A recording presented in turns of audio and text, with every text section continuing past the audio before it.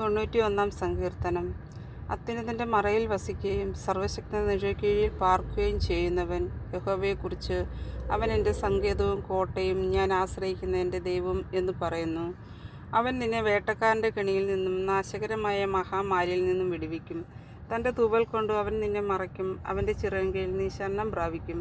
അവൻ്റെ വിശ്വസ്തത നിനക്ക് പരിചയം പലകയുമാകുന്നു.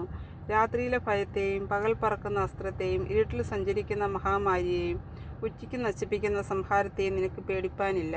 നിന്റെ വശത്ത് 1000 പേരും നിന്റെ വലതുവശത്ത് 10,000 പേരും വീഴും, എങ്കിലും അത് നിന്നോട് അടുത്ത് വരികയില്ല.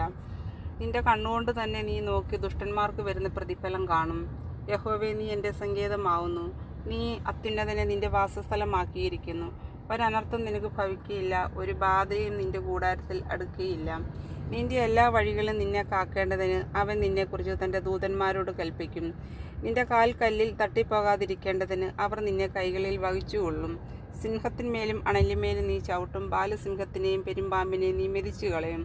അവൻ എന്നോട് പറ്റിയിരിക്കൽ ഞാൻ അവനെ വിടുവിക്കും. അവൻ എൻ്റെ നാമത്തെ അറിയൽ ഞാൻ അവനെ ഉയർത്തും. അവൻ എന്നെ വിളിച്ചപേക്ഷിക്കും, ഞാൻ അവന് ഉത്തരമറിയും. കഷ്ടകാലത്ത് ഞാൻ അവനോട് കൂടെയിരിക്കും. ഞാൻ അവനെ വിടുവിച്ച് മഹത്വപ്പെടുത്തും. ദീർഘായുസ്സുകൊണ്ട് ഞാൻ അവനെ തൃപ്തി വരുത്തും. എൻ്റെ രക്ഷയെ അവന് കാണിച്ചു കൊടുക്കും. ആമേൻ.